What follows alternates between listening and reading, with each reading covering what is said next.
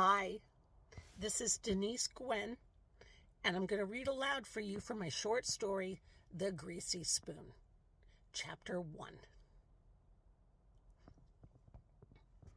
Two lawyers walk into a coffee shop and stand in the breezeway for a moment, shuffling around uncertainly in their black leather wingtips, their hands shoved deep inside their pockets.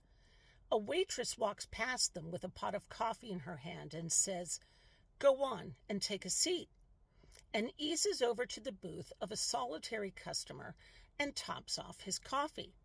And as she does this, the two lawyers look at one another and nod and walk over to the booth behind the customer, drinking his coffee and reading the Parkersburg Gazette.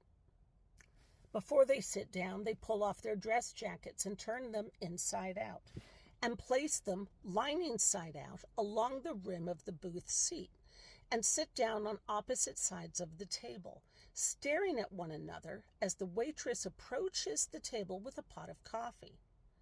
"Coffee?" "Yes, please," Nick says.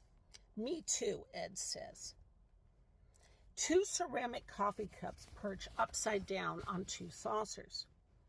The waitress plucks up the cup closest to Nick by its handle, turns it right side up, sets it back down onto the saucer, and pours a piping hot stream of coffee into it, then repeats the process for Ed.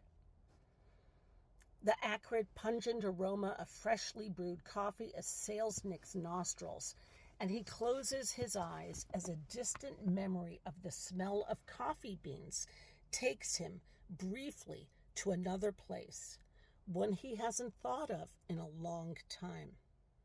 "You got any Splenda? Stevia?" Ed asks. The waitress nods at the dusty plastic container pushed up against the wall, with a curl of peeling wallpaper resting on it. It contains sugar packets and the pink stuff, saccharin, the shit that gives lab rats cancer.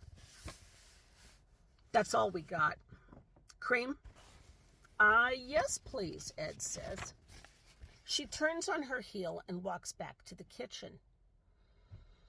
Nick reaches for a sugar packet, opens it, pours it into his coffee, and stirs. The waitress returns a moment later bearing a small metal pitcher with a lid on it. She sets it down by Ed's cup, and as she does so, her fingers slip and she jostles it, leaving a soft, white, milky ring on the table. "All right," Ed says. "Thanks." She holds the pot of coffee above their heads. For one sharp second, Nick senses she's thinking of flinging the piping hot coffee onto their faces. He looks up at her.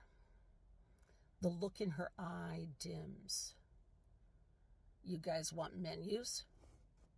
"Yes, please, ma'am," he says, and smiles.